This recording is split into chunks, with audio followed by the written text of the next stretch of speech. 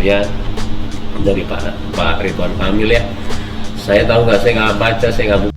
Baim Wong ternyata tahu Ridwan Kamil nasihati soal Citayam Fashion Week, pilih tak mau buka dan baca. Aktor sekaligus YouTuber Baim Wong ternyata mengetahui soal nasihat Gubernur Jawa Barat Ridwan Kamil terkait Citayam Fashion Week. Lantaran banyak pengikut Baim Wong di Instagram yang mengirimkan postingan Ridwan Kamil padanya. Kendati demikian, suami Paula Verhoeven itu memilih untuk tidak mau membuka. Pun, ia juga tak membaca pesan sekaligus nasihat yang dituliskan oleh Ridwan Kamil.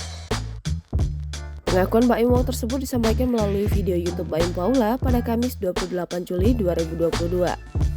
Kendati demikian, ayah dua anak ini memiliki alasan tersendiri tak mau membaca pesan tersebut.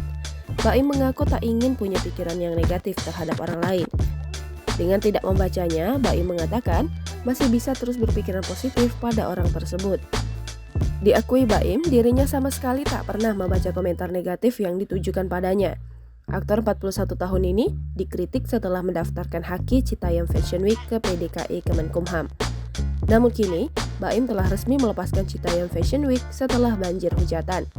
Bahkan, sejumlah publik figur turut memberikan sindiran pada Baim. Ayah Keanu Tiger Wong ini memilih untuk tidak mengetahui siapa saja orangnya, supaya bisa terus berpikir positif. Mengetahui perusahaan Baim Wong, PT Tiger Wong Entertainment mendaftarkan haki Citayam Fashion Week, Ridwan Kamil memberikan nasihat. Ridwan Kamil tidak menyetujui langkah yang dilakukan Baim Wong.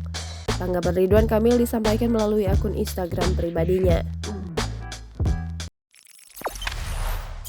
Jangan lupa subscribe, share, komen, dan like ya!